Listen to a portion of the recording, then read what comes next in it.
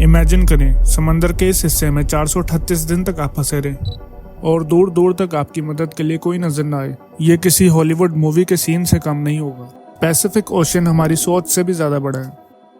दोस्तों, पूरी दुनिया में 5 ओशियंस मौजूद हैं, मगर इन 5 ओशियंस में से सबसे बड़ा ओशन पैसिफिक ओशन है, जो कि 165 मिलियन स्क्वायर किलोमीटर पर फैला हुआ है।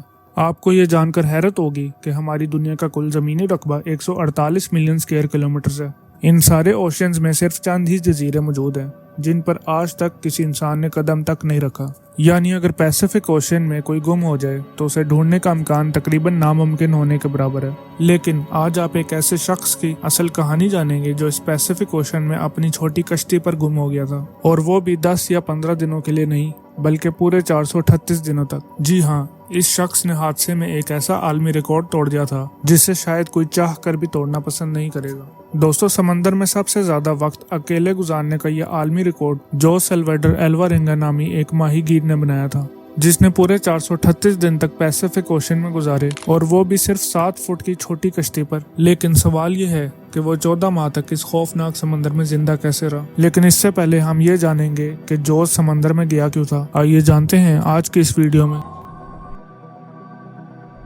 दोस्तों, ये 2012 की कहानी है, जब मैक्सिको के एक छोटे से गांव कोस्टा अजोल में जोस नामी एक शख्स रहता था। उस वक्त जोस की उम्र 36 साल थी और ये एक माहिर माहीगीर भी था। 17 नवंबर 2012 को जोस अपने एक साथी के साथ माहीगीरी के लिए अपनी छोटी कश्ती पर रवाना हुआ। इसका इरादा ये था कि वो सिर्फ 30 घंटे समंदर में गुजारेगा। इस वजह से इन्होंने अपने साथ ज्यादा सामान भी नहीं रखा था। इस 7 फुट की कश्ती में सिर्फ एक इंजन और एक फ्रिज था, जिसे वो मछलियों को पकड़ने के बाद इस्तेमाल करता था। जोस जो अपने साथ सिर्फ एक दिन का खाना ले गया था, कौन जानता था कि इसके अगले 438 दिन कितने खौफनाक होने वाले हैं। इसने मैक्सिको के एक साहिल से 120 किलोमीटर दूर जाकर समंदर में जाल बिछा दिया, लेकिन उसी वक्त वहां एक खौफनाक तूफान आया। अपनी जान बचाने के लिए इसने मछली के जाल को वहीं छोड़ दिया और वापस साहिल के पास चला गया। पूरे 6 घंटे तक कश्ती तेज रफ्तारी से चलती रही। सुबह 7 बजे वो साहिल से सिर्फ 20 किलोमीटर दूर था और जोस को अपना गांव दूर से दिखाई दे रहा था। जोस उस तूफान को बहुत दूर छोड़ आया था, लेकिन अब इसकी किस्मत ने काम करना छोड़ दिया था। साहिल से सिर्फ 20 किलोमीटर के फासले पर इनकी कश्ती का इंजन खराब हो गया। अब इनके पास ना तो पैडल थे और ना ही कश्ती की सीमत को कंट्रोल करने वाला सेल, लेकिन इसके पास एक रेडियो मौजूद था, जिसके जरिए इसने अपने बॉस को अपनी लोकेशन भेजी और इसके जवाब का इंतजार करने लगा। लेकिन इसके बाद जो हुआ वो हर माहीगीर का बुरा ख्वाब है। जी हाँ, अपने बॉस का जवाब का इंतजार करते करते इनकी रेडियो की बैटरी भी खत्म हो गई और अब इन दोनों माहीगीरों का बाहर की दुनिया से राब्ता मुनक़ता हो चुका था।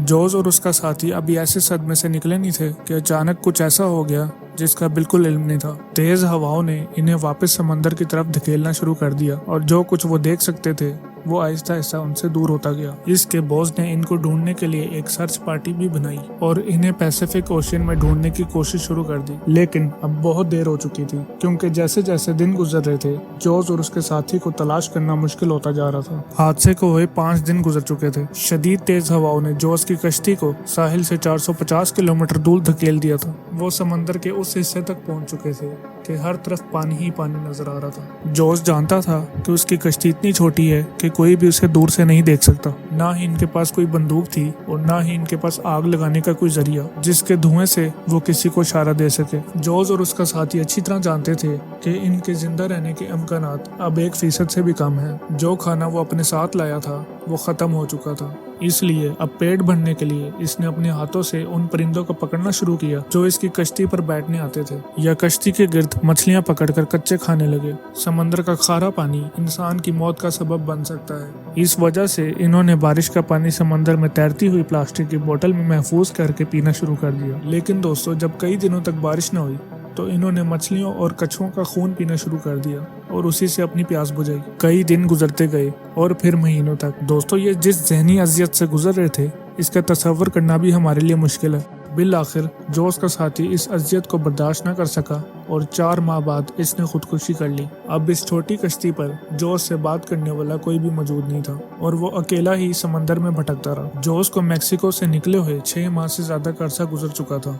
इस वजह से वो बहुत मायूस भी हो गया था। लेकिन एक दिन जोज ने एक बहरी जहाज को दूर समंदर में गुजरते हुए देखा। इसने पिछले 6 माह में पहला बहरी जहाज देखा था और ये मंजर देखकर इसके जिंदा रहने की उम्मीद फिर से पैदा होने लगी थी। जोज ने बहरी जहाज की तरफ हर तरह के इशारे किए, लेकिन बदकिस्मती से जहाज के अमले को ये छोटी कश्ती नजर नहीं आई और इसके जिंदा रहने की उम्मीदें एक बार फिर दम तोड़ गई। सोचें कैसा महसूस होता होगा जब एक दिन समंदर के बीचों बीच मौत से लड़ने के बाद आखिरकार जिंदगी बचाने का कोई रास्ता मिल जाता है और वो भी नजरअंदाज करके चला जाता है। 11 माह के बाद जोज ने इस छोटी कश्ती पर 8000 किलोमीटर का सफर तय कर लिया था। इसके कपड़े भी फटे हुए थे और सूरज की रोशनी से अपने आप को बचाने के लिए इसके पास सिर्फ एक अंडरशॉट था। आखिरकार वो लम्हा आ ही गया जब किस्मत जोज पर मेहरबान थी।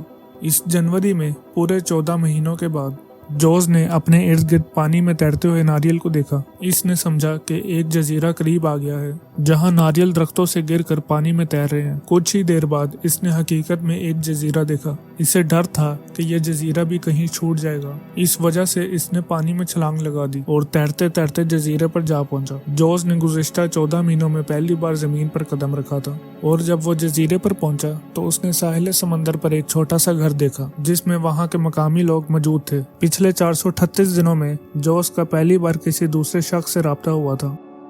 ये एक रिमोट आइलैंड था जिसे बोन अटोल कहा जाता है और ये जजीरा मेक्सिको से 11,000 किलोमीटर दूर था। ये भी जोज की खुशकिस्मती थी कि वो समंदर के एक छोटे से जजीरे पर पहुंच गया था। दोस्तों, अगर जोज इस जजीरे को भी छोड़ देता तो इसका अगला स्टॉप फिलीपींस में होना था, जो कि इस जजीरे से भी 5000 किलोमीटर दूर है। बहरहाल इस जजीरे से जोज को वापस इसके घर भेज दिया गया, लेकिन वहां पहुंचते ही इसे मजीद परेशानियों ने घेर लिया। वापसी पर जोज ने 438 डेज के नाम से एक किताब भी लिखी, लेकिन जोज पर अपने साथी को कत्ल करने का इल्जाम था। इसके खिलाफ मुकदमा भी दर्ज किया गया था, मगर जोज के मुताबिक उसके साथी ने खुदकुशी ही की थी। दोस्तों, आपका क्या कहना है इस बारे में? कमेंट्स में ज़रूर बताइएगा। अल्लाह हाफिज़।